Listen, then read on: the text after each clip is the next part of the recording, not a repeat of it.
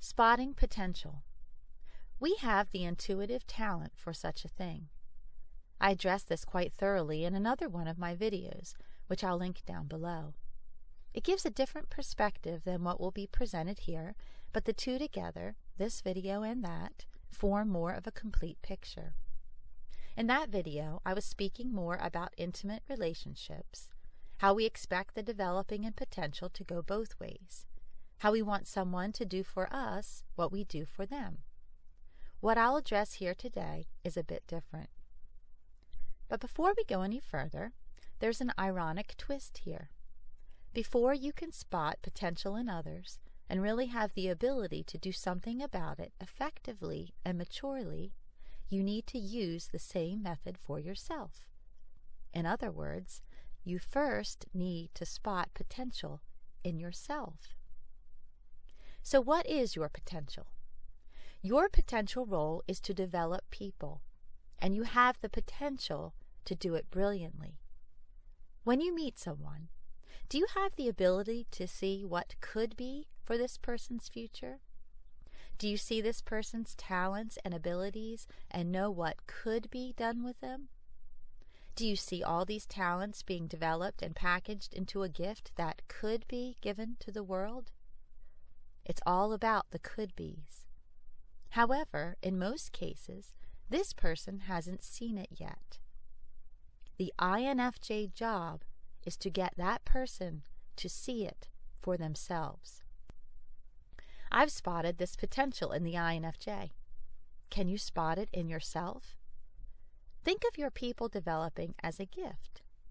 But in order to brilliantly give it, which can only be done in maturity, you need to develop a few things in yourself first. I'm not saying you can't give a gift before you know yourself. I'm just saying that if you want to give the very best gift you can, you need to have given yourself the gift first. Let me make an analogy which should hopefully help clear things up. It's not a perfect analogy, but it's close. I am a musician. I started piano lessons at the age of 5, eventually receiving a degree in music, having had vocal training as well. I gave the gift of music to others when I was 5, 10, 12 years old. How I wrapped the gift was varied. I played wrong notes. I didn't use the best dynamics. I rushed tempos and pounded through what should have been beautifully expressive passages. As a result, the responses from my musical gifting was varied. Sure, for the most part, the gift touched people with its childlike innocence and purity. But it rarely affected them on a deeper level. It was shallow at best in a cute, childish way. But what I gift now, several decades later, is much more developed. All my music knowledge is joined together in my performance. I take all the music basics, dynamics, tempo, etc., and interpret them in more of a masterful way. My performances now move people to tears, bring deep joy, and connect them to the human spirit. So my music making is much more effective, much more impactful. This doesn't mean I shouldn't have shared my gifts as that 10-year-old. I was practicing gift giving. It still blessed people, but not nearly on the level as my music gifting does now. But to get to this current stage, I had to develop the talent I was born with. Talents are intuitive, but to develop talents takes skill, and skill is not intuitive, it is taught. My intuitive talent for music was skillfully developed so that I could gift it to humanity. If you want to give your INFJ gift to the world, if you want to help people in the most effective and most mature way possible, by encouraging them to get to the place in their lives which you have already envisioned, you must first give this gift to yourself. So here are a few questions for you. Have you envisioned yourself as a people developer? Do you know you have the intuitive talent for such a thing? Do you know you can study a person and look way down the road, seeing what could be for that person's future? What is your natural intuitive talent? I know what it is, studying people and figuring them out. You were born with the desire to do it. The desire is so strong that you began almost right away, as a very young person. You have the talent for it, but to develop it, you must develop it through skill. Thus begins the accumulation of experiences in the young INFJ life. You are driven to go out there and experience. There is a purpose in this, and you can't escape it, even if you understand it and try to reject it. It will chase you down and make you submit. It's like denying your destiny. You just can't do it. As I've stated before, people are drawn to us. We don't have to go far to find people. They find us. They're looking for something. The magnet is pulling them in. You can run from that, but as I've said before, it will chase you down throughout life. So you either run away from it, kicking and screaming for the rest of your life, in which case you will never find personal fulfillment, or you reach the point where you are honest with yourself and acknowledge that, yes, you have the potential for this gift, and you are wise enough to desire to do something with it. Throughout your life, you will study others intently, probably sometimes without even knowing you are doing it. And why is this? Because it takes some time to get to the place where you realize you must study yourself. This is the magical key. When you study yourself, then you can admit these things to yourself. You can look back in life and realize why you did the things you did. You can see the purpose in it. Then you can gift yourself through recognizing your own potential as a people developer. Once you have consciously given yourself this gift and actually valued it for the beautiful thing it is, you are ready to step into your role as a mature INFJ. However, some warnings here. Until you have recognized this potential in yourself, your gift will not be properly presented and may or may not be properly received. This is what INFJ development in this area looks like. I will outline it for you. At first, you are just flat out inexperienced in gift giving. You possess many of the basics in life, just like I did at the piano. Remember what I said about my inexperienced piano playing? I couldn't have affected my audience on a deeper level. I simply did not have the capacity to do so at that stage. What did I lack? I lacked experience. So inexperience is the first hurdle. Think of the young child pianist you hear. They play advanced level material. They have all the notes right, all the tempos correct, dynamics perfectly placed. But yet it still feels forced, doesn't it? For the most part, they lack their own interpretation and expression. In some cases, they are imitating another's interpretation. The piece has not yet become their own. So at this stage, the young INFJ tells the person what they want to hear, not what they need to hear. This happens for many reasons, such as fear of conflict, fear of judgment, too eager to please, etc. At this stage, the young INFJ knows someone has a problem, but they lack the experience to know how to handle it. Once you've crossed that hurdle and have a bit more confidence in yourself and what needs to be given, and have gained a bit more worldly experience, then you face the next hurdle, which is impatience. You've gained a bit of experience, and as a result, you've gained a bit more confidence in what you have to offer. You expect someone to listen to you immediately, to take action immediately. Your expectations are as high as the sky. When they don't receive your gift, you get angry and give up. Why won't they listen to me? I know what's best for them. Why can't they see it? This is how people get door slammed. Door slamming, except in cases of abuse, is mostly just acted out immaturity. The INFJ sees potential, gives advice, and the individual can't see it yet or doesn't follow it yet. So the INFJ gives up and walks away, usually in a self-righteous huff. Not wise. In most cases, this was your fault. You did not discern. You chose a weak person to invest in, or simply lost interest in your project due to a lack of foresight. It's understandable, as I said in my video about the strong and weak. You want to help the whole world in your childish innocence, but this is not realistic. However, perhaps you did discern correctly and are trying to help someone who does have potential, but you end up giving up prematurely due to impatience. Wisdom tells you that maybe you shouldn't give up. Maybe you should slow down and dial back the intensity. Maybe you should give your advice in bits, watching to see how it's received, gauging when to give the next bit, and how to package it. I know this from my own experience.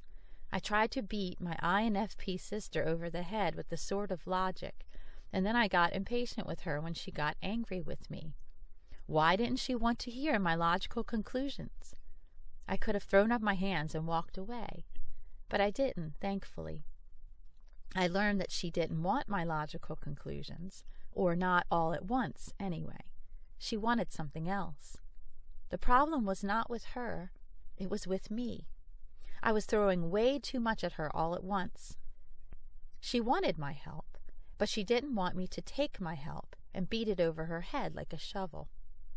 Remember, there is more than one way to skin a cat: patience and wisdom.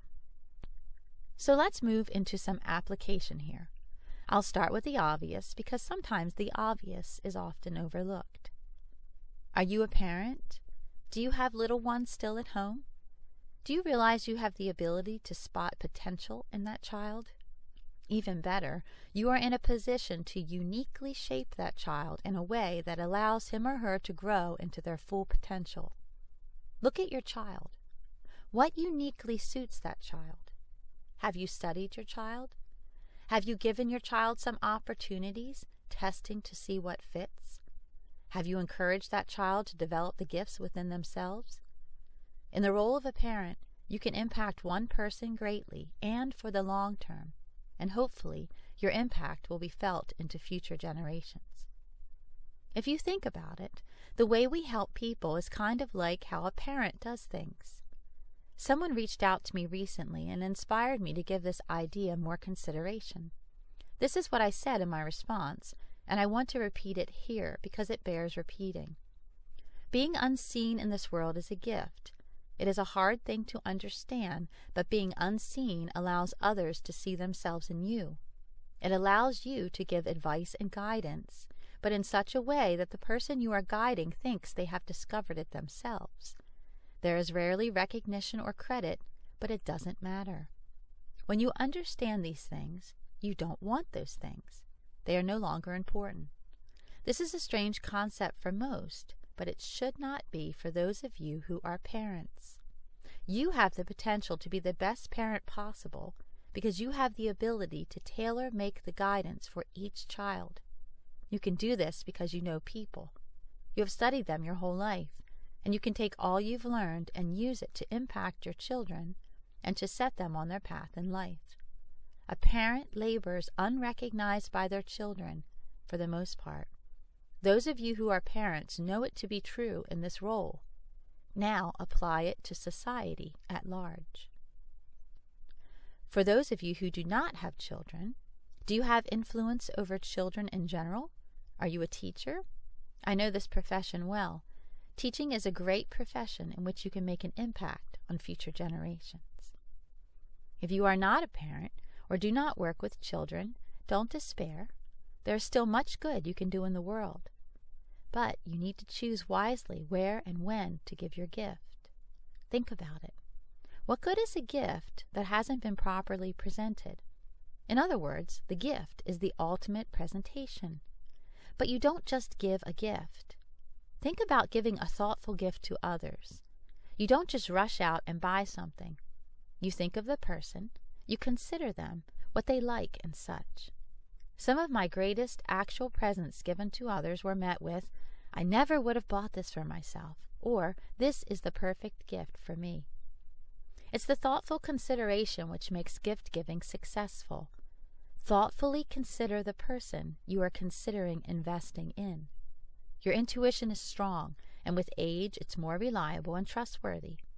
Even so, be careful before jumping in. Do a little bit of study before you decide to invest your time. How do you find people? What kind of help am I suggesting, and on what kind of scale? What I'm suggesting is not some grandiose thing, like you have to go out there and spot the next Beethoven. That's not what I'm saying. Could you spot the next Beethoven? Sure, but I like to keep things realistic. Have expectations, but keep them realistic. Live right where you are. Look around. Most of the time you meet people through shared interests or in the workplace. Sometimes you go out and find the people and bring them to you. I've done such a thing with excellent results. It's not always about the long term either. Sometimes it's just a short-term thing. It could be a short collaboration or a long-term project. I find that sometimes the long-term projects are the personal relationships. I referenced that in the other video, but in the relationships you do expect a mutual developing of one another. But that's not necessarily what I've been talking about here. Most of the people development in our lives is going to come through the short term, a few months, maybe a year or so, not over the course of decades. You provide the spark, which has the potential to become a fire later. For others, you not only give the sparks, but you fan the flames for a while. This last thing can be hard to hear. Don't expect to be recognized. Sometimes you will be. Just don't expect it, or you will be disappointed. I think our gift lies in helping people in such a way that they don't even realize they were helped. They actually think they came to the solution on their own. That's the way it's supposed to be, you know. As I said before, think of it kind of like being a parent. Parents rarely get recognition for their sacrifices. The truly great parents don't want it anyway. It's hard for me to give specific examples. I could give specific examples from my own life, but I don't want to. I don't want the attention, and I want to be private in what I do. I'm mature enough to realize that's the way it's supposed to be. And you're smart enough to hear what I'm saying and see how you can apply it to your own life without hearing the examples. There's a biblical passage which says when you do good things, you shouldn't let your left hand know what your right hand is doing. For context, it is contrasting the self-righteous, who go around announcing their good deeds with trumpets, intentionally, so they will be honored by others. They are referred to as hypocrites, and they receive their reward in the praise of others. So in my opinion, it might be the INFJ way not to publicly talk about our accomplishments in this regard. Remember, being unseen in our work is the way we do business. Understand that, my dear INFJ, and be grateful for it. It's quite a gift, and much needed in this world in which we live.